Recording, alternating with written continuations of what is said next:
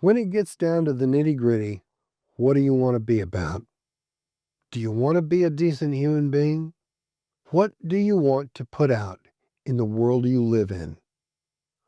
All of these stories that I tell you are not merely wild imaginings. All of this I have experienced firsthand, and I know that it is an incredibly effective way to make peace. I am quite certain people remember these exchanges as being positive experiences. And in equal measure, I am sure that when I ignored the opportunity to apologize in situations where there had been tensions in traffic on the roadway, I may well have ruined the rest of someone's day. And if the memory of that exchange ever bubbles up in their mind, the energy of that floats up on the surface of their thoughts, they probably just shake their head and think, man, what a douche. I don't care to have that on my conscience.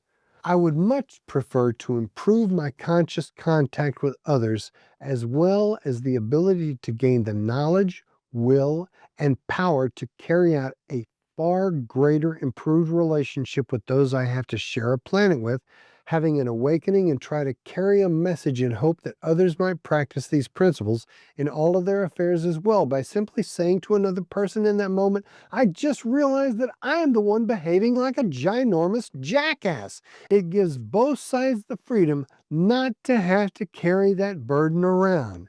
Determine if living with that kind of freedom is what you truly desire. Is it something else that you seek?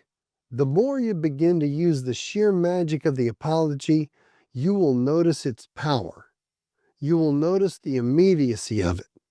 Perhaps more than anything else, however, you will notice the willingness of others to forgive. That is a powerful force indeed. Is it courage or knowledge that you seek? When people have an awareness of how remorseful you are and how sincere your feelings about it truly are, their default setting seems to lean toward feelings of forgiveness. Perhaps it's due to all the times they were unable to muster the courage to apologize themselves when they should have. Perhaps it's the knowledge of the need for forgiveness.